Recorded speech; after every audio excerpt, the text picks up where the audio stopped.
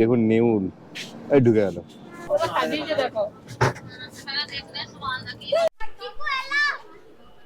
কি করবো এখন, এই ফল খেতে হবে, ফল খেয়েই থাকতে হবে।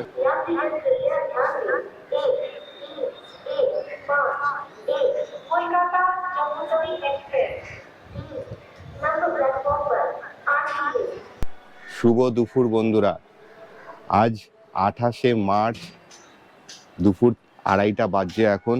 আপনাদের সবাইকে স্বাগত আবার একটা নতুন ভ্রমণ সিরিজে। হ্যাঁ, ঠিকই শুনেছেন, কাশ্মীর যাওয়ার গাড়ি মানে জম্মু তাওয়াই এক্সপ্রেস আর কিছুক্ষণের মধ্যেই আসছে। আমি এখন আছি দুর্গাপুর স্টেশনে প্ল্যাটফর্ম নাম্বার 2-এ। কিন্তু আজকে আমি কিন্তু এই জম্মু তাওয়াই এক্সপ্রেস ধরবো না। আমি যে ট্রেনে যাব সেটা হচ্ছে 12379 শিয়ালদা থেকে অমৃতসরগামী জালিয়ানওয়ালাবাগ এক্সপ্রেস। এই শিয়ালদা স্টেশন থেকে 1:10 ছেড়ে আসে আর দুর্গাপুরে এসে যখন পৌঁছায় তখন 3:15। আগামীকাল সকাল 9টার সময় পৌঁছায় দিল্লি। তো এই ট্রেনেই আমরা এখন যাব দিল্লি, তারপরে দিল্লি থেকে আমরা বন্দে ভারত ধরে যাব কাটরা। যাই হোক, সেসব তো আপনাদের সব কিছুই দেখাবো। এই ট্রেনটা পছন্দ করার কারণ হচ্ছে সপ্তাহে মাত্র একটা দিনই কিন্তু এই ট্রেনটা চলে।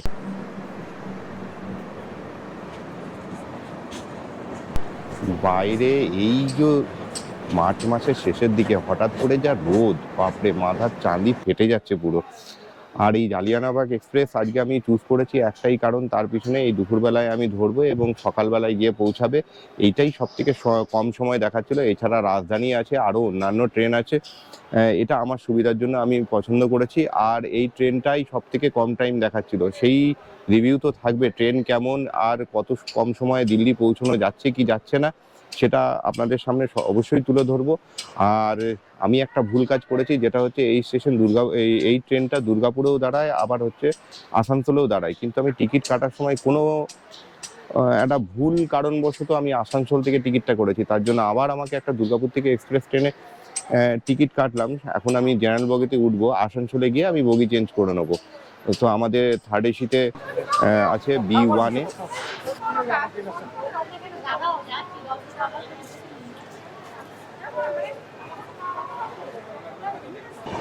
নির্ধারিত সময় থেকে 3 মিনিট দেরিতে আমাদের ট্রেন ছেড়ে দিল দুর্গাপুর স্টেশন থেকে।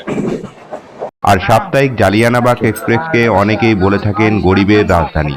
এই ট্রেনে স্লিপার ক্লাসের ভাড়া 635 টাকা, থার্ড এসির ভাড়া 1665 টাকা, সেকেন্ড এসির ভাড়া 2385 টাকা, আর ফার্স্ট এসির ভাড়া 4045 টাকা। শিয়ালদা থেকে দিল্লি পর্যন্ত এই ট্রেন কিন্তু 1453 কিলোমিটার কভার করবে তার যাত্রাপথে। আর আমরা অলরেডি এখানে প্রায় 220 কিলোমিটার কভার করে ফেলেছি। আর সামনে আসছে কোডারমা, 227 কিলোমিটার কভার করে ফেলবে। সকাল সকাল দিল্লি যাবার জন্য জনপ্রিয় ট্রেনগুলি হলো হাওড়া রাজধানী এক্সপ্রেস 12301, বিকেল 4:50 ছেড়ে নতুন দিল্লি পৌঁছায় 10:05, সময় নেয় 17 ঘন্টা। শিয়ালদা রাজধানী এক্সপ্রেস 12313, শিয়ালদা থেকে বিকেল 4:50 ছেড়ে সকাল 10:50 পৌঁছায় নতুন দিল্লি, সময় নেয় 18 ঘন্টা। পূর্বা এক্সপ্রেস 12303, সকাল 8টার সময় হাওড়া থেকে ছেড়ে সকাল 6:40 পৌঁছায় নতুন দিল্লি, সময় নেয় 22 ঘন্টা। শিয়ালদা থেকে 227 কিলোমিটার কভার করে আমাদের ট্রেন এখন পৌঁছেছে কুমারটুলিতে।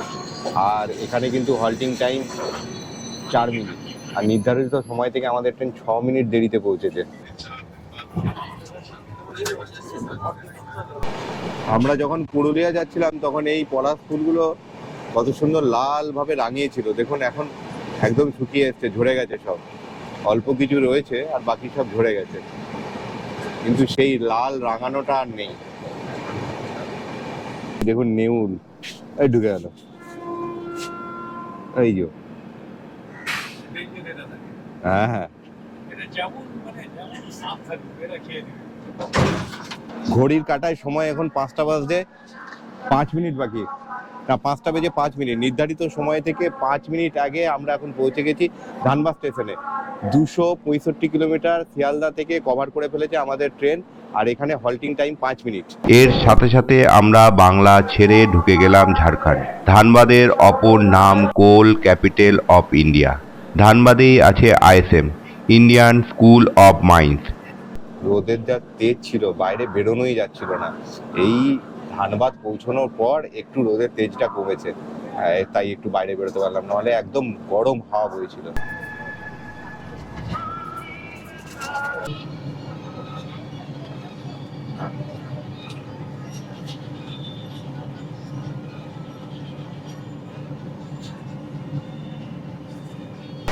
এই কিছুক্ষণ আগে টিটি সাহেব এসেছিল, তো টিটি সাহেব এসে টিকিট চেক করছিল। তো অনেকজনের টিকিট এমন আছে যারা ওয়েটিং এ আছে, আর আরএসসি তো আছে। তো অনেকেই চাইছিল যে যাতে যাদের পরে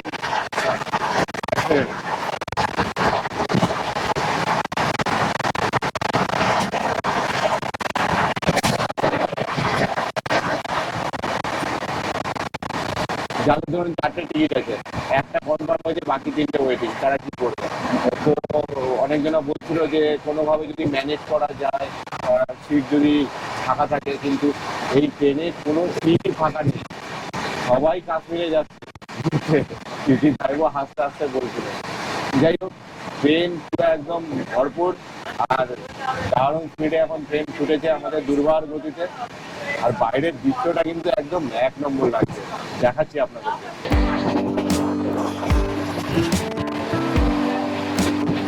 সামনে ছোট ছোট পাহাড়গুলো, আর ওই বড় পাহাড়, কত সুন্দর লাগছে দেখুন।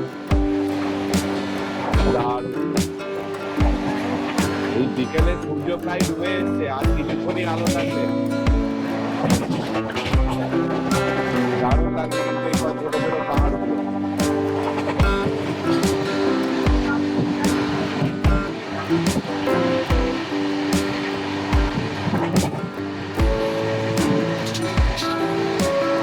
ট্রেনের গতি 108, 110।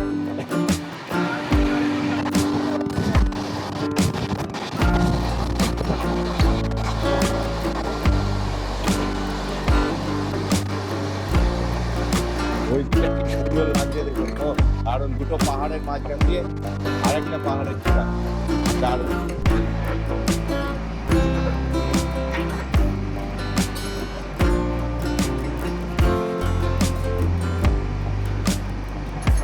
প্যান্ট্রিতে আমি এখন সন্ধ্যেবেলায় স্ন্যাক্স নিতে যাচ্ছি। দুটো পনির পকোড়া 80 টাকা, 100 টাকা। এই যে দেখো কেমন, একদম গরম আছে।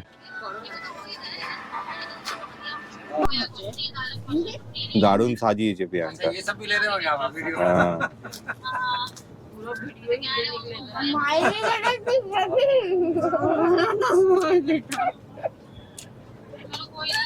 ভেতরে পনির ভরা, উপরে বড় বেসন।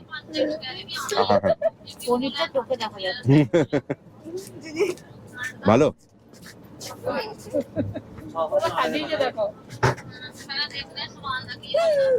পনিরটা এত ছোট, খুঁজতে হচ্ছে একটু, বেসনটা খুব মোটা। এখন 6:45 বাজছে, আর আমি এই টয়লেটটাতে এসেছি। জাস্ট একটাই, মানে দুটো টয়লেট আছে দুদিকে, যেহেতু আগে প্যান্ট্রি আছে তার জন্য এখানে দুটো টয়লেট, ওদিকে একটা ইন্ডিয়ান, এদিকে একটা ওয়েস্টার্ন।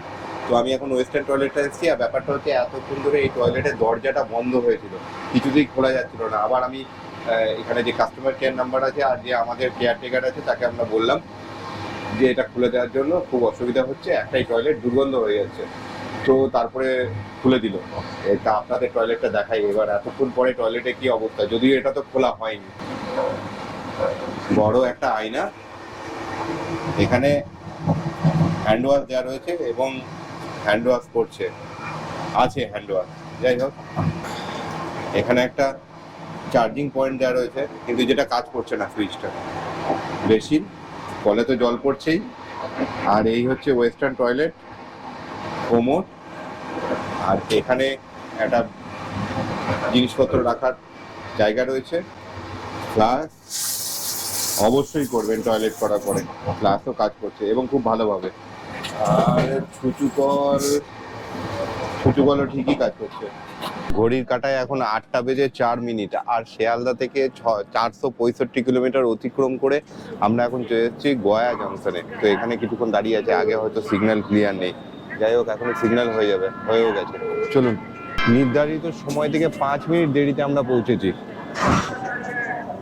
এই স্টেশনে হল্টিং টাইম ছিল 5 মিনিট, কিন্তু তার বেশি সময় দাঁড়িয়েছে সিগন্যাল ক্লিয়ার নেই বলে।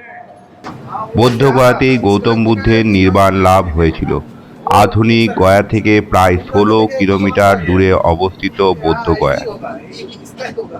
বেশ সুন্দর যাচ্ছে ট্রেন, কোনো লেট নেই। কোনো জায়গায় হয়তো 2-1 মিনিটের জন্য লেট হচ্ছে, কিন্তু সেটা আবার পরের স্টেশনে গিয়ে মেকআপ হচ্ছে, আবার কোথাও হচ্ছে, মানে এটাকে লেট ধরা যায় না। যাই হোক সুন্দর যাচ্ছে। দেখা যাক এখন আমরা দিল্লি টাইম মতো পৌঁছাই কিনা, যা নির্ধারিত সময় আছে সেই টাইমে পৌঁছতে পারে কিনা। বাড়ি থেকে আনা পরোটা এবং পনিরের সবজি দিয়ে রাত্রে ডিনার সাঙ্গ করি। সবার বিছানা করা হয়ে গেছে, এবার আমার বিছানা করছি। টাইম 9:35 বাজছে। তাড়াতাড়ি ঘুমিয়ে পড়বো, তারপরে কাল সকালে তাড়াতাড়ি উঠবো। 9টার মধ্যে আশা করি পৌঁছে যাবে, কারণ ট্রেন রাইট টাইমে চলছে। এবার মোটামুটি একটা কফিন রেডি করতে হবে, কফিনই রেডি চলছে।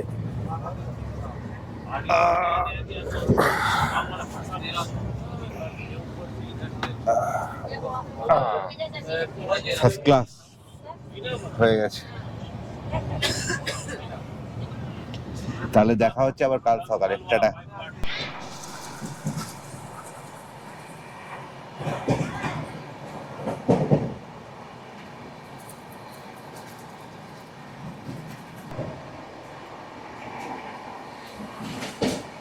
সুপ্রভাত সবাইকে। একটা রোদ ঝলমলে দারুণ সকাল। এখন ঘড়ির কাঁটায় বাজছে সকাল 6:40।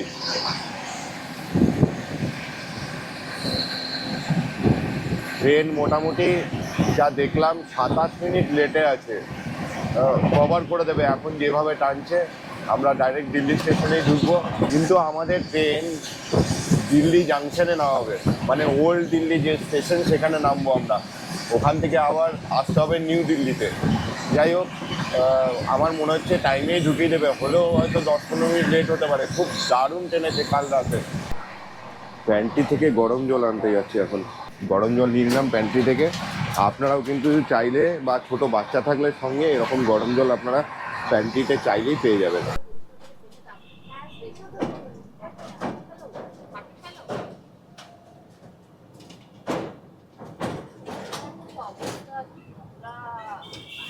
গঙ্গা নয় এটা,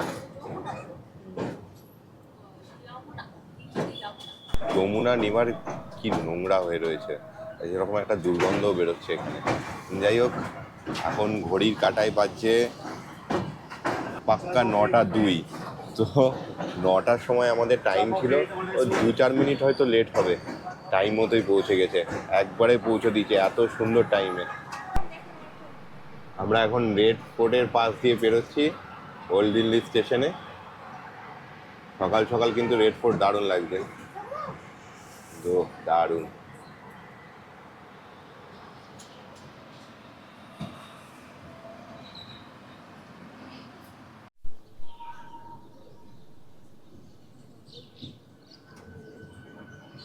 সকাল 9:17, নির্ধারিত সময় থেকে 17 মিনিট দেরিতে আমাদের ওল্ড দিল্লি স্টেশনে, মানে দিল্লি জাংশনে আমাদেরকে নামিয়ে দিল। এবার বাইরে যাব, বাইরে গিয়ে অটো ধরবো, অটো ধরে প্রথমেই যাব নিউ দিল্লিতে, নিউ দিল্লি রেলওয়ে স্টেশনে। চলুন, এই ওল্ড দিল্লি স্টেশনে আমরা বাইরে বেরিয়েছি। বাইরে বেরিয়ে 1 নম্বর প্ল্যাটফর্ম দিয়ে বেরোলাম, বেরিয়ে এখানে একটা অটো করে নিয়েছি, নিউ দিল্লি স্টেশনে যাব। তো এমনিতে ভাড়া হচ্ছে জনপ্রতি 30 টাকা করে, মানে আমরা 4 জন, 120 টাকা ভাড়া লাগার কথা। তো ইনি বললেন, প্রথমে বলেছিলেন 200 টাকা, তারপরে আমি বললাম 150 টাকা দেবো, চলুন। তো তারপরে উনি রাজি হয়ে গেল। তো এখন চলেছি নিউ দিল্লি স্টেশনে। ভিড় দেখুন, অফিস টাইম এখন, ভিড় তো হবে রাস্তাতেও, বলছিলেন এরকমই আমাদের অটো ড্রাইভার। ও দারুণ জ্যাম।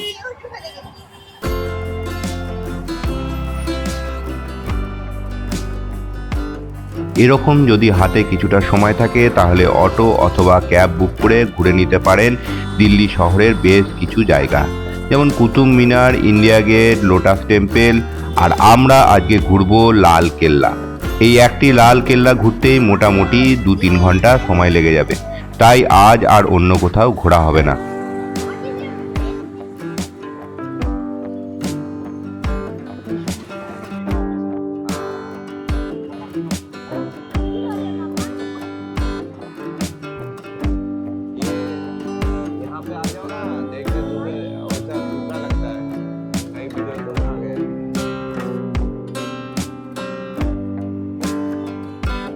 জাস্ট 20-25 মিনিট লাগলো আর আমরা পৌঁছে গেছি নিউ দিল্লি স্টেশনে। একটু অটোওয়ালার সঙ্গে খিটমিট হয়ে গেল, সেই যা করে সব জায়গায়, এক কথায় বুকিং হয়েছিল আর এখানে এসে বেশি টাকা চাইছিল। যাই হোক, এই হচ্ছে নিউ দিল্লি স্টেশন। দিল্লি স্টেশনে ঢুকেই বাঁ দিকে ক্লক রুম আছে, ওখানে রেখে দেবেন। আমাদের একটা বড় ব্যাগ 80 টাকা আর বাকিগুলো সব 50 টাকা করে নিয়েছে। টোটাল আমাদের সব মিলিয়ে 240 টাকা হয়েছে। যাই হোক, আর ল্যাপটপের জন্য আলাদা ওখানে লকার আছে। আপনি বললে, যখন বলবেন যে ল্যাপটপ আছে আমার কাছে, তখন ওরা আলাদা করে ওই লকারে ওই ল্যাপটপ রেখে দেবে, ল্যাপটপ ব্যাগ আর কি রেখে দেবে। তো কোনো চিন্তা করার কোনো কারণ নেই, খুব সুন্দর ব্যবস্থা। আমরা এখন রেড ফোর্ট ঘুরতে যাচ্ছি আর একটা অটো আবার ঠিক করলাম। 200 টাকা বলছিল, আমি বললাম 150 টাকা। তো অনেক দরাদরি করার পরে 150 টাকাতে এখন যাচ্ছি রেড ফোর্ট। তো এইটাই হচ্ছে ব্যাপার। আর সকাল থেকে এখনো পর্যন্ত কিছু ব্রেকফাস্ট করা হয়নি, দেখি কিছু তো জলখাবার খেতে হবে। প্রতি বছর আমাদের দেশের প্রধানমন্ত্রী স্বাধীনতা দিবসে লাল কেল্লার লাহোরি গেস্ট সংলগ্ন থেকে জাতীয় পতাকা উত্তোলন করেন, যা এতদিন টেলিভিশনের পর্দায় দেখে এসেছি। আজ সেই লাল কেল্লা স্বচক্ষে দেখার সুযোগ হয়ে গেল। ভারতের প্রজাতন্ত্রের সার্বভৌমত্বের একটি শক্তিশালী প্রতীক। 1947 সাল পর্যন্ত ব্রিটিশরা এই দুর্গটিকে একটি সামরিক ক্যাম্প হিসাবে ব্যবহার করত। মিনিট 15-20 সময় লাগলো, চলে এলাম আমরা রেড ফোর্টের কাছাকাছি। এইখানটায় নামিয়ে দিল আমাদের, এই মোড়ের এখানটাতে নামিয়ে দিয়েছে। এবার এখান থেকে এই দিকে একটু হেঁটে যেতে হবে, আর ওই যে দেখা যাচ্ছে ওইখান থেকেই প্রবেশ পথ। সামনে ওই মোড়ের মাথায় নামিয়েছিল অটো, জাস্ট ওইখানটাতে। ওখান থেকে হেঁটে এই যে এখানেই হচ্ছে রেড ফোর্ট, লালকেল্লা। এখান থেকে জাস্ট 2 মিনিট হেঁটেই আমরা পৌঁছে গেছি সামনে। আর গরম গরম আলুর পরোটা, একদম ছোট্ট একটা দোকান রাস্তার ধারে আন্টি বানাচ্ছিল, ওখান থেকে খেলাম। সত্যিই খুব ভালো বানিয়েছিল। 40 টাকা করে নিল, এক প্লেটে 2 পিস করে 40 টাকা।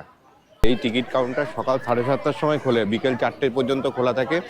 আর টিকিটের মূল্য ভারতীয়দের জন্য 40 টাকা করে, 50 টাকা করে। টিকিটের মূল্য ভারতীয়দের জন্য 50 টাকা করে।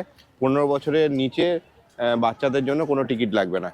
আর এখানে 2 রকমের টিকিট পাওয়া যায়। শুধুমাত্র যদি আপনি রেড ফোর্ট ঘুরতে চান তাহলে 50 টাকা করে টিকিট, আর রেড ফোর্টের সঙ্গে যদি আপনি মিউজিয়ামও ঘুরতে চান তাহলে 80 টাকা করে টিকিট কাটতে হবে। সত্যি একটা দারুণ ওয়েদার আজকে, যেমন হচ্ছে রোদ ঝলমল করছে, সেরকম যে খুব গরম আছে সেটাও নয়। আকাশ পরিষ্কার, পুরো সাদা আকাশ, নীল সাদা আকাশ, ঠান্ডা ঠান্ডা হাওয়া দিচ্ছে। এই ওয়েদারে তো ঘুরতে বেশ ভালোই লাগে। হয়তো একটু বেলা হয়ে গেলে রোদের তাপটা বাড়বে, তখন একটু গরম লাগতে পারে, তাও কিন্তু ওয়েদার কিন্তু বেশ সুন্দর। ওই টিকিট কাউন্টার থেকেও কিন্তু বেশ কিছুটা হাঁটতে হবে। আমরা হেঁটে এখন এসছি, এখন খুব কাছাকাছি চলে এসেছি যেদিকে এন্ট্রি পয়েন্ট আছে তার। আর পিছন দিকেই কিন্তু মানে রেড ফোর্টের সামনেই চলছে বিশাল বড় মেলা, ঈদ উপলক্ষে। আর আজকে শনিবার, এখানে ছুটির দিন, প্রচুর মানুষজন এসছে এখানে ঘোরার জন্য, এই ছুটির দিনটা ভালো করে কাটাবার জন্য। বিশাল বড় মেলা চলছে এখানে। এইদিকে ওই শুরু থেকে নিয়ে এই একদম এই পর্যন্ত পুরোটাতেই মেলা, চারিদিকে নাগরদোলনা। আমরা টিকিট চেক করে তারপরে ওখানে একটা জায়গায় চেকিং হলো আমাদের বডি আর ব্যাগের লাগেজের যেগুলো ছোট ছোট হ্যান্ড পার্স আছে বা যেগুলো আছে সেগুলো চেকিং হলো। যদি ভেতরে কিছু আপনার নেশাজাত জিনিসপত্র বা এরকম কিছু থেকে থাকে, খৈনি, সিগারেট, গুটখা এইসব, ওই চেকিং করে আমরা ঢুকে পড়েছি ভেতরে। আর এখন আমরা রেড ফোর্টে একদম সামনে, এই সামনেই হচ্ছে প্রবেশদ্বার। এই যে এই নিচে দিয়ে দেখছেন এত বড় বড় জায়গা, এখানে কিন্তু আগে জলের পরিসর ছিল। এই পরিসর পেরিয়েই কিন্তু ঢুকতে হতো। যদি শত্রুপক্ষ আক্রমণ করত তাহলে এই কেল্লার ভেতরে ঢুকতে গেলে এই দিক দিয়ে ঢুকতে হতো। সেই ক্ষেত্রে এই জলের পরিসর করা ছিল, আর এর মধ্যে এখানে কুমির রাখা হতো যাতে বাইরের শত্রুরা যাতে আক্রমণ করতে না পারে। কিন্তু এখন দেখুন এই জলের পরিসর তো নেই, জল তো নেই, তার জায়গায় একটা ছোট ড্রেনে রূপান্তরিত হয়েছে।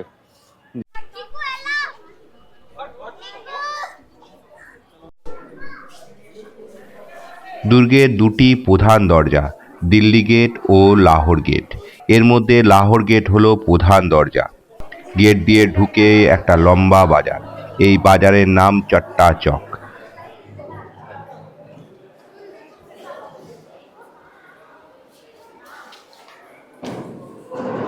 এই ভেতরে কিন্তু ছোট ছোট অনেক দোকান আছে দু সাইডে, দারুণ। মহিলাদের গয়নাগাটির দোকান, বাচ্চাদের খেলনা, আর তাছাড়া বিভিন্ন জামা কাপড় ছাড়া অনেক কিছু দোকান আছে। আপনারা এখান থেকে কিন্তু পছন্দসই কোনো জিনিস সংগ্রহ করে ঘরে নিয়ে যেতে পারেনি। বর্তমানে এটি একটি জনপ্রিয় পর্যটন কেন্দ্র। 2007 সালে লালকেল্লা ইউনেস্কো হেরিটেজ নির্বাচিত হয়। 1638 খ্রিস্টাব্দে সম্রাট শাহজাহান এই কেল্লাটির নির্মাণ কাজ শুরু করেন। আগে এই কেল্লার নাম ছিল কিলা ই মুবারক। সম্রাট সপরিবার বসবাস করতেন এই কেল্লায়। মুঘল রাজত্বকালে তাদের স্থাপত্য ও চিত্রকলার একটি গুরুত্বপূর্ণ নিদর্শন এই লালকেল্লা। বাহাদুর শাহ শেষ মুঘল সম্রাট লাল কেল্লায় বসবাসকারী।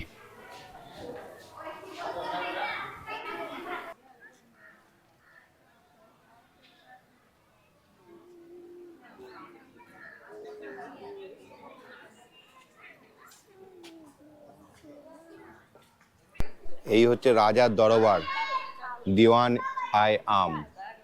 এখানেই কিন্তু রাজা তার প্রজাদের যা অভিযোগ ছিল সেগুলো শুনতো। সম্রাট দিয়ানিয়ামে বসে প্রজাদের অভিযোগ শুনতেন। জানা যায় এই স্তম্ভগুলো সোনার চিত্রিত ছিল। এই সেই রাজার সিংহাসন।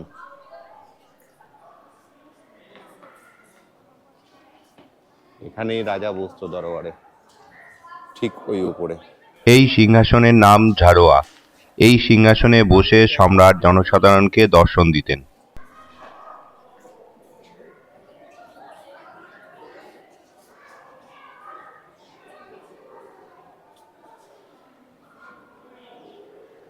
দেওয়ানি আমের পিছন দিকেই রয়েছে এরকম সুন্দর ফোয়ারার জায়গা, কিন্তু সব ফোয়ারা তো এখন বন্ধ। এইগুলো চালু থাকলে জায়গাটা কত সুন্দর লাগতো। আমার সামনে এটা রংমহল বা ইমতাজ মহল নামে পরিচিত।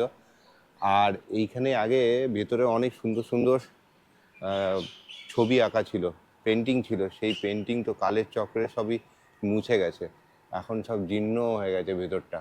উপরের ওই অবস্থাও খুব খারাপ, আর দেয়ালগুলো রঙই মুছে গেছে, কোনো ছবি তো দূরের কথা। দুটি কক্ষ বিশিষ্ট এই মহল জেনানা বা মহিলাদের বাসস্থান ছিল। এই রংমহলের 6টা ভাগ আছে, পরপর 6টা ভাগ এদিকে রয়েছে। কোনোটা কালার পেন্টিং আছে তার জন্য ফেমাস, কোনোটা আছে কাঁচ দিয়ে সাজানো, এরকম বিভিন্নভাবে 6টা ভাগে বিভক্ত। আমরা পরপর যাই, দেখি কটা দেখতে পাই।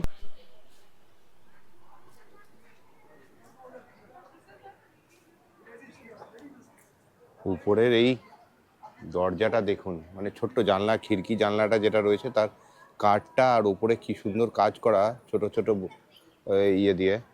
এটা কিন্তু দারুণ লাগছে, মনে হচ্ছে এখনো সেই পুরোনো দিনের জানলাটাই রয়ে গেছে। এটা না কোনো মেরামতি হয়েছে, না কিছু এর উপরে কাজ হয়েছে বা কোনো রং টং করা হয়েছে। দেওয়ানি খাস শ্বেত পাথরের তৈরি একটি প্রাসাদ। খাস কথার অর্থ হলো বিশেষ।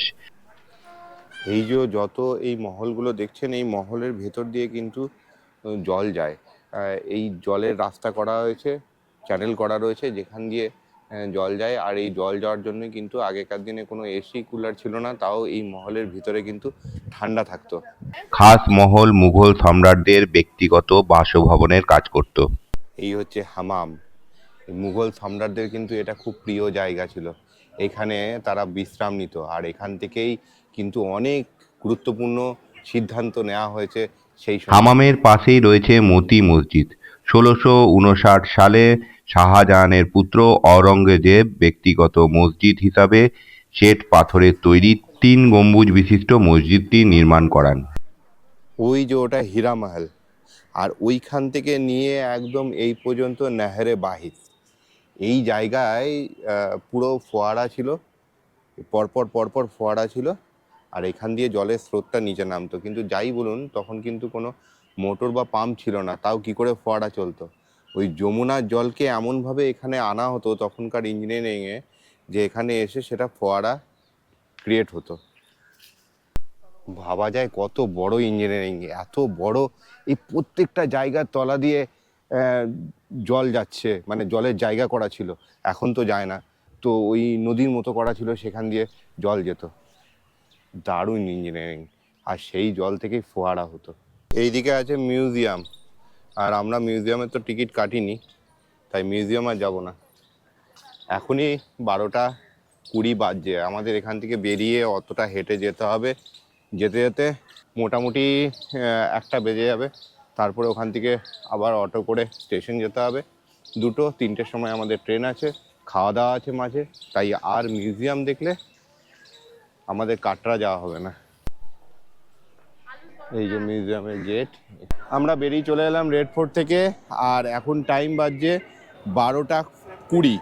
তো এখান থেকেই অটো ধরবো, এই সামনেই অটো, ওখান থেকে অটো ধরে আমরা চলে যাবো এখন স্টেশন। তারপরে কিছু লাঞ্চে খেতে হবে, খিদেটা খুব পেয়েছে এবার। রেড ফোর্ট ঘুরে আমরা অটো ধরে নতুন দিল্লি স্টেশনে ফিরে 16 নম্বর গেট থেকে চলে আসি 1 নম্বর গেট, অর্থাৎ পাহাড়গঞ্জ সাইডে। খুব খিদে পেয়েছিল, আমরা পাহাড়গঞ্জ সাইডে চলে এসেছি, মানে ওই 16 নম্বর থেকে আমরা 1 নম্বর প্ল্যাটফর্মের দিকে চলে এসেছি, আর এদিকে বেরিয়েই পাহাড়গঞ্জ সাইড এই দিকটা, তো এই দিকে চলে এসেছি। আর এদিকে জয় মাতারা বলে একটা হোটেলে আমরা এলাম খাবার খাওয়ার জন্য। সবাই এখানে চিৎকার করছে, অনেক কলকাতা হোটেল, বাঙালি হোটেল বলে লেখা আছে, কিন্তু আমার মনে হয় না একটা বাঙালি খাবার দাবার দিতে পারবে। যাই হোক, আসবে, তারপর দেখছি ভেজ থালি 120 টাকা করে প্লেট। এই হচ্ছে এখানে অরহর ডাল দিয়েছে, আর এখানে একটা পনির দিয়ে, পেঁয়াজ দিয়ে, মটরশুঁটি আলু দিয়ে একটা ভুজিয়া টাইপের, স্যালাড, লেবু, পেঁয়াজ, এই হচ্ছে ভেজ থালি। তো আমার মনে হচ্ছে আরও একটা সবজি হয়তো এখানে থাকতো। প্রথমে বলছিল ভেজ থালির দাম 150 টাকা, তারপরে আমি বললাম যে না 120 টাকা বেশি হচ্ছে দাম, তো 120 টাকাতেই রাজি হয়ে গেল, আর এই থালিগুলো দিল। খাওয়া দাওয়ার যা অবস্থা ছিল, যা তা, মানে ওই ভুজিয়া আর ডাল দিয়ে, অরহর ডাল দিয়ে ভাত খাওয়া যায় না। আমরা কোনো রকমে অল্প করে খেয়েছি, তারপরে এখানে কলা নিয়ে নিলাম। তো কি করব, এখন এই ফল খেতে হবে, ফল খেয়েই থাকতে হবে। আজকের ভিডিও এখানেই শেষ করছি। পরের পর্বে থাকবে দিল্লি থেকে দুপুরের বন্দে ভারত ধরে কাটরা যাওয়ার গল্প। ভিডিওটা ভালো লাগলে অবশ্যই লাইক করবেন, বেশি ভালো লাগলে বন্ধুদের সাথে শেয়ার করবেন, আর চ্যানেলটা সাবস্ক্রাইব করতে ভুলবেন না।